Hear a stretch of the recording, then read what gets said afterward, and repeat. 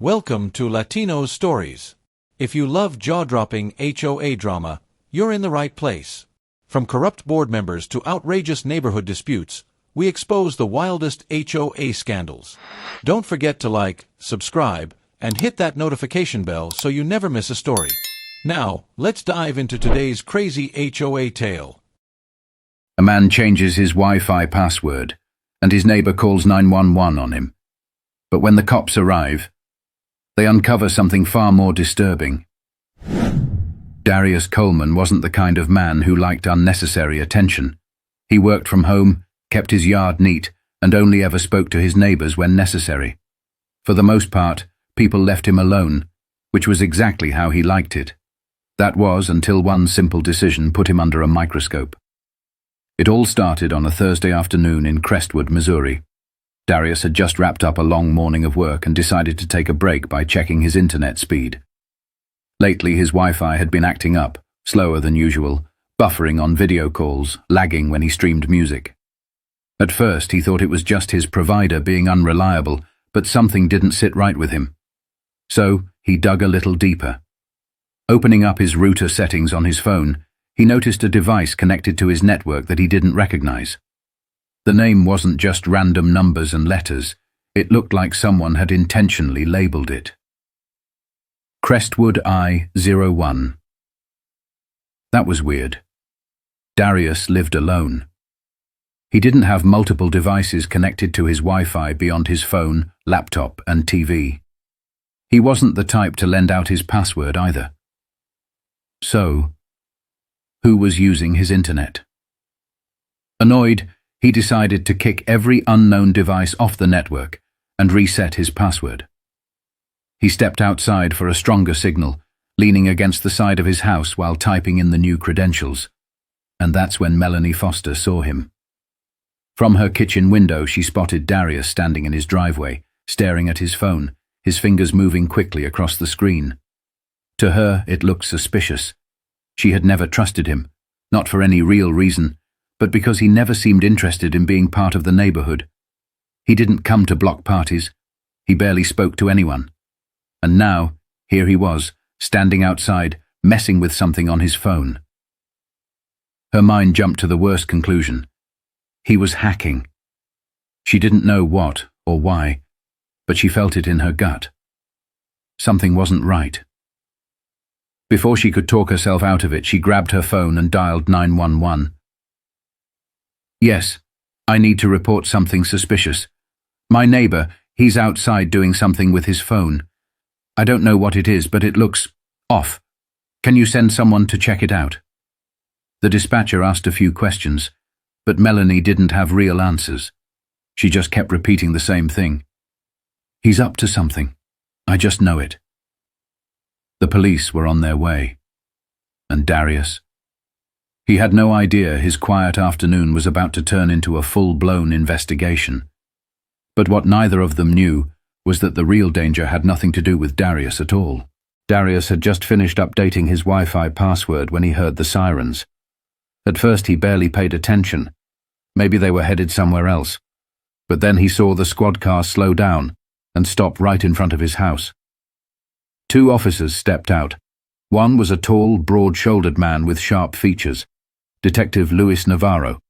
His partner, Officer Brielle Carter, had a more compact frame, but carried herself with a quiet authority. Darius let out a slow breath. Here we go. He didn't move from his spot as the officers approached. Navarro's hand rested near his belt, not on his gun, but close enough to send a message. Sir, Navarro called out, voice steady. We got a call about some suspicious activity. Mind telling us what you're doing?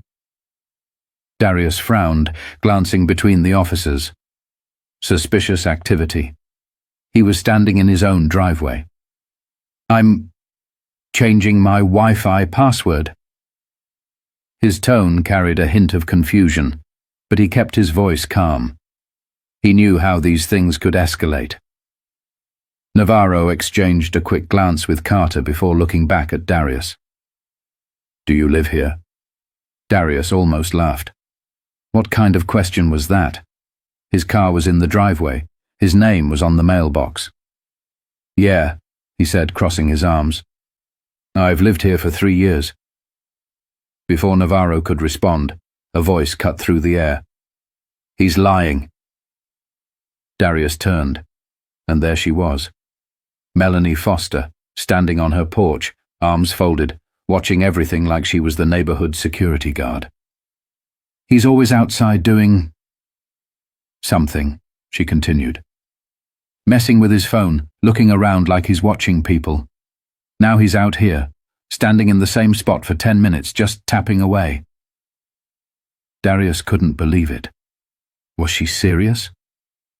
"I was on my router settings," he said flatly. "Because someone I don't know has been using my Wi-Fi." Melanie scoffed.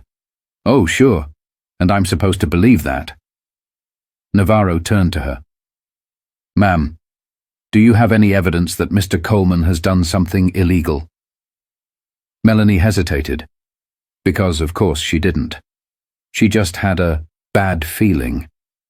I don't know," she admitted. "I just think you should check."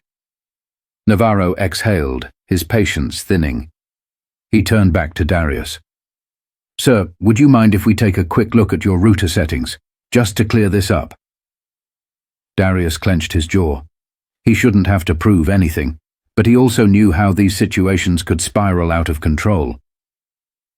"Fine," he muttered, unlocking his phone and pulling up the settings. "Here, take a look." Navarro leaned in, eyes scanning the list of connected devices.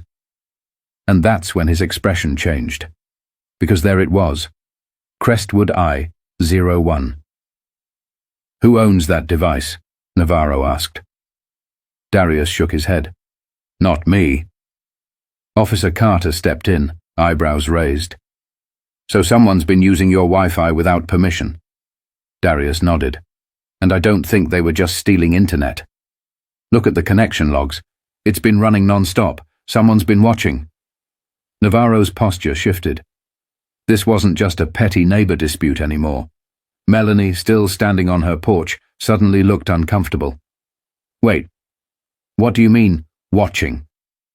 Darius turned to her, eyes cold. "I mean someone has been spying, and they might be watching all of us." But the real question was, who? Silence settled over the front yard. The weight of Darius's words hung in the air. Melanie, who had been so sure she was the one in the right, suddenly looked uneasy. Spying. That wasn't what she expected to hear. Navarro straightened up. "All right," he said, voice more serious now. "Let's get inside. I want to see exactly what we're dealing with." Darius didn't argue. He led the officers into his house, his frustration simmering just below the surface. He hadn't done anything wrong, yet here he was, being treated like a suspect in his own home. Melanie hesitated before following. She wasn't sure why, but something told her she needed to hear this. Once inside, Darius placed his phone on the dining table and mirrored the router settings onto his laptop screen. The device list appeared. There it was again. Crestwood I-01. Still connected. Still active. Officer Carter leaned in, scanning the details. "Can you see what kind of device this is?" Darius clicked around, his fingers moving fast. "I can't tell exactly, but..." He opened the activity logs and froze. Navarro noticed the shift in his face. "What is it?" Darius's throat went dry. "It's been accessing camera feeds." The room went dead quiet. Melanie blinked. I don't understand." "What camera feeds?" Darius's fingers hovered over the keyboard. "Mine." He turned the laptop around. "My home security cameras. Someone's been logging in and watching my live feeds." Carter's expression tightened. "You're saying someone has been spying on you through your own security system?" Darius exhaled sharply. "That's exactly what I'm saying." But then, his stomach dropped. because the more he scrolled, the more he realized it wasn't just his cameras. His system had flagged multiple IP addresses. Some of them belonged to his network, but others, different homes. "Oh, this is bad," Darius murmured. Navarro leaned closer. "What do you mean?" Darius tapped the screen. "Whoever this is, they're not just watching me. They're watching other people in the neighborhood."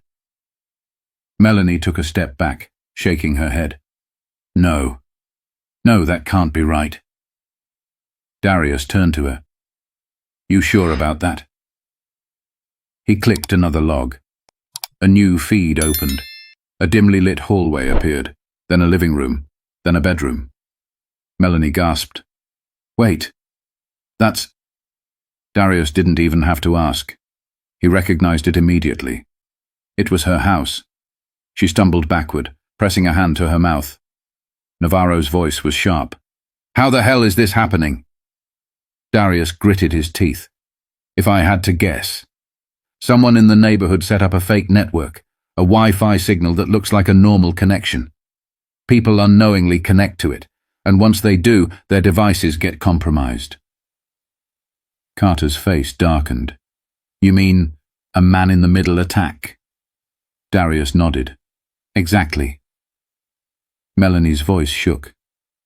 "So you're saying someone's been, what? Watching me? My family?" Darius's eyes didn't leave hers. "That's exactly what I'm saying." She sank into a chair, her hands trembling. "Oh my God." Navarro's jaw tightened. "All right, we need to figure out who's behind this, and fast." But what none of them knew was that the person responsible was a lot closer than they thought. Detective Navarro wasted no time. He pulled out his radio and called in for cybercrime support. "This is bigger than we thought," he muttered to Officer Carter. "If someone's running a surveillance network, they're not just invading privacy, they're committing a felony." Carter nodded, her expression serious. "And if we don't stop them now, who knows how far they've already gone." Darius, still seated at his laptop, was already digging deeper. He wasn't a hacker, but he knew enough about network security to trace where the data was being sent. He opened the IP logs and froze. "Wait. This can't be right." Navarro looked up. "What?" Darius turned the laptop screen so they could see. "The data isn't going to some random server. It's being sent to an address right here in the neighborhood." Melanie's eyes widened. "You mean someone close by is behind this?" Darius nodded. "It's coming from a house just a few doors down." Navarro's expression darkened. "Can you pinpoint exactly which one?" Darius worked fast, cross-referencing connection timestamps with signal strength. Within minutes, he had a match. His stomach dropped. He recognized the address. Melanie did too. "No," she whispered, shaking her head. "That's—" Darius cut her off, voice cold. "That's Brandon's house." Brandon Foster. Melanie's own nephew, a 22-year-old college student who had moved in with her a few months ago. He was quiet, always on his computer, barely socialized. Now, suddenly, things were making a whole lot of sense. Melanie's face went pale. No, that doesn't make any sense. Brandon isn't. He wouldn't." Carter stepped in. "We need to talk to him. Now." Melanie hesitated. She didn't want to believe it. But deep down, something in her gut told her it was true. "I'll take you to him," she murmured. Darius stood. "I'm coming too." Navarro gave him a sharp look. "No. You stay here. Let us handle this." Darius clenched his jaw. He hated sitting back when he was the one who uncovered everything. But he also knew pushing back wouldn't help. "Fine," he muttered. but you'd better get the truth out of him." But the truth? It was even worse than they imagined. Melanie's hands shook as she led Navarro and Carter down the street to her house. Every step felt heavier than the last. Brandon? The kid she had taken in? The one she helped through school? It couldn't be him. And yet, deep down, a voice in her head whispered, "What if it is?" She opened the front door, calling out, "Brandon, can you come downstairs for a minute?" No answer. Navarro exchanged a look with Carter before stepping inside. "We're going up." Melanie didn't argue. She just wrapped her arms around herself, her breath unsteady. They climbed the stairs, reaching Brandon's bedroom door. It was shut. No sounds inside. Navarro knocked hard. "Brandon, this is the police. We need to talk." Still nothing. Then, the sound of movement. A chair scraping, footsteps. Carter's hand hovered over her gun. "Open the door, now." Slowly, the knob turned. The door creaked open, revealing Brandon Foster. He looked startled, nervous, eyes darting between Navarro, Carter, and his aunt. His hands fidgeted at his sides. "What's going on?" he asked, voice tight. Navarro studied him. "We have reason to believe you've been accessing private security cameras in the neighborhood. You want to explain that?" Brandon's face barely flinched, but his fingers curled slightly, like he was gripping something invisible. "What? That's crazy," he scoffed. "I don't know what you're talking about." Carter wasn't buying it. "Mind if we check your laptop?" His jaw tightened. "You don't have a warrant." Navarro stepped closer. "Brandon, we can get one. But right now we're giving you a chance to tell us the truth before this gets worse." A long, tense beat. Then, Brandon exhaled. "Look, He ran a hand through his hair. "I wasn't doing anything illegal, okay? Navarro cut him off. "Then why is your IP address linked to a network breach involving multiple homes?" Brandon froze. Melanie's voice broke. "Brandon, please, tell me you're not involved in this." His eyes darted to her, and for the first time his mask cracked. "I didn't mean for it to get this far," he muttered.